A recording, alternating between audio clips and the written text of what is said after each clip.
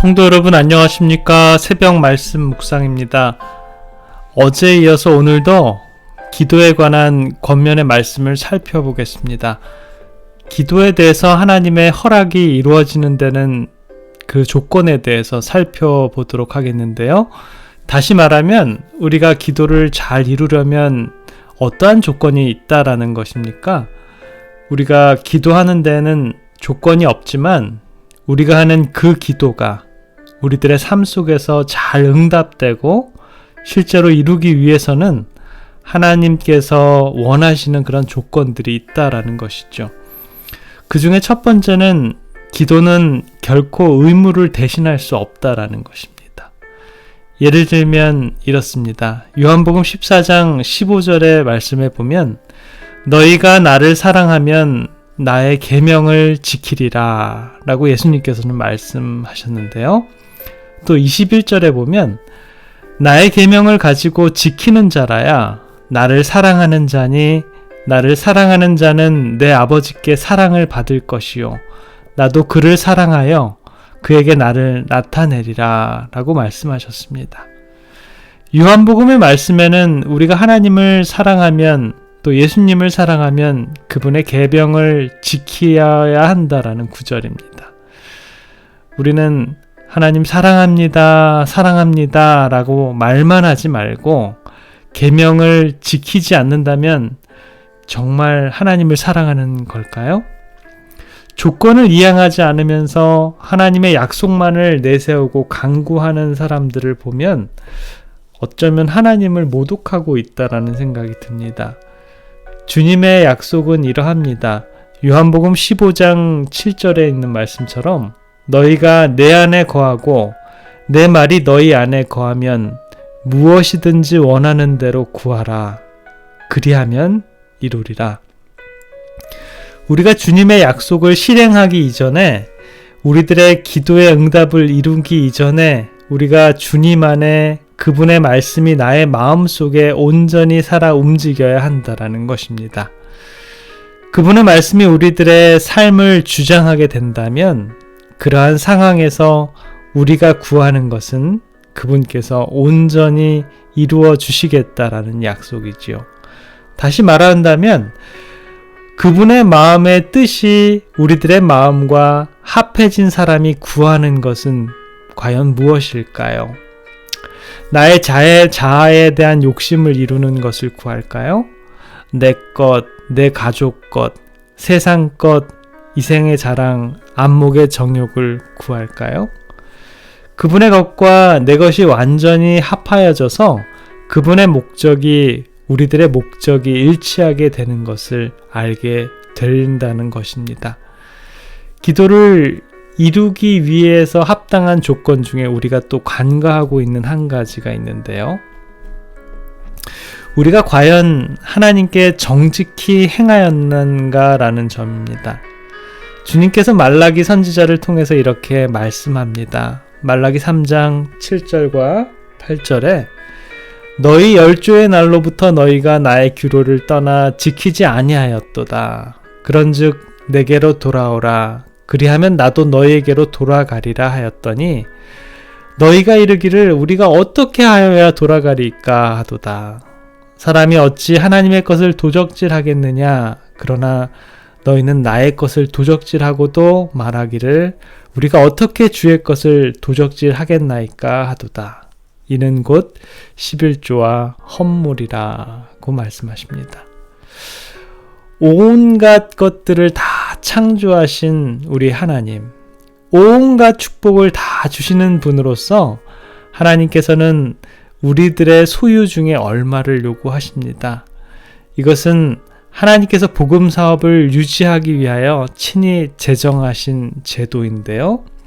10분의 1을 하나님께 돌림으로써 우리는 그분의 선물에 대한 감사를 표시하게 됩니다. 우리들에게 생명을 주신 것도 감사하고요. 우리들에게 호흡을 주신 것도 감사하고요. 이렇게 아름다운 곳에서 모든 것들을 즐기고 있는 것에 대한 감사에 대한 조그만한 표시입니다. 하나님께서 우리들에게 왜 그러한 것을 요구하실까요? 온 세상을 다 만드신 분이 무슨 돈이 부족해서 그러한 것을 요구하실까요? 그렇다면 11금과 헌물의 제도는 누구를 위해서 있는 걸까요? 하나님을 위해서 있는 걸까요? 사람을 위해서 있는 걸까요? 10불 중에 1불은 얼마 큰 돈이 아닌 것 같아 보입니다. 그러나 10만 불 중에 10,000불, 또 100만 불 중에 10만 불은 아주 큰 돈입니까?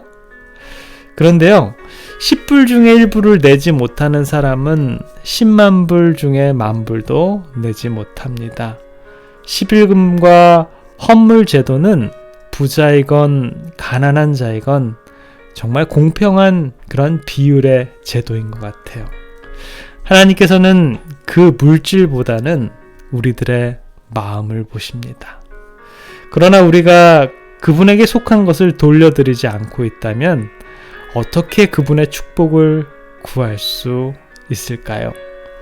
우리가 세상 재물에 대해서 신실한 청지기가 아니라면 어떻게 그분이 하늘의 것을 우리에게 맡겨주시기를 기대할 수 있겠습니까? 우리의 기도가 응답받지 못하는 원인이 이 점일지도 모릅니다. 주님의 것, 열의 하나를 드리는 것 쉽지 않은 일입니다. 얼마나 주님의 것을 정직하게 드리는가가 그런 것은 오직 주님만이 아실 것입니다. 돈의 액수가 크면 클수록 더 드리기 어려울까요?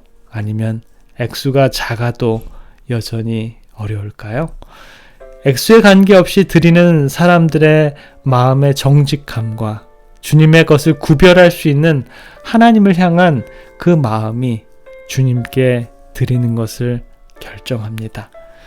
그러나 너무나 자비로우신 주님께서는 그렇게 주님의 것들을 도적질하는 우리들의 모습들을 너그럽게 이해하시면서 다음과 같이 용기를 북돋워주는 말씀을 하시는데요.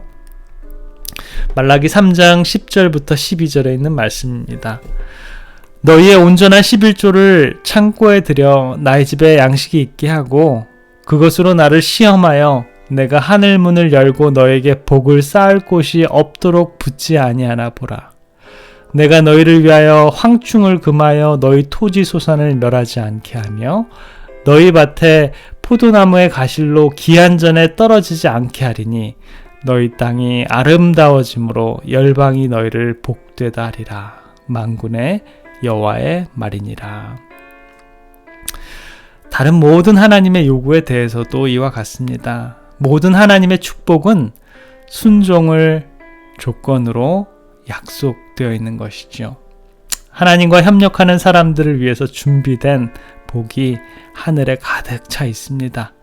우리가 그분의 순종하는 마음과 주님을 섬기는 정직한 마음으로 자신 있고 떳떳하게 주님의 약속을 이루어 주시도록 간구하는 생애가 되었으면 합니다. 오늘의 삶 속에서 주님께 나는 얼마나 정직한 삶을 살고 있는지를 확인하시는 저와 여러분들의 삶이 되시길 간절히 바라겠습니다. 기도하겠습니다. 사랑의 아버지 하나님, 오늘 기도의 응답의 조건 중에 우리들의 삶과 기도의 삶이 주님의 마음과 우리들의 마음이 일치되는 삶을 살고 있는지 다시 한번 생각해 봅니다. 주님의 마음과 우리들의 구하는 기도가 주님의 시각에서 합당한 일인지도 다시 한번 생각해 보게 됩니다. 또한 우리들의 삶은 주님께 정직하게 마음을 드리는 삶이었는지요. 아직도 주님의 열의 하나와 헌물을 정직하게 드리고 있지 않다면 말라기의 말씀처럼 우리가 시험을 해보아서라도 주님의 축복을 누리는 우리들의 삶이 될 수 있도록 주님 축복해 주시옵소서. 주님, 저희들의 주의 헌물을 드릴 때마다 저희들의 마음을 드리길 원합니다. 저희들의 마음을 온전히 받아 주시옵소서. 오늘도 저희들에게 주님의 아름다운 삶을 증거하는 우리들 모두의 삶이 되도록 주님 인도해 주시옵기를 사랑해 우리 구주 예수님의 이름으로 기도드립니다.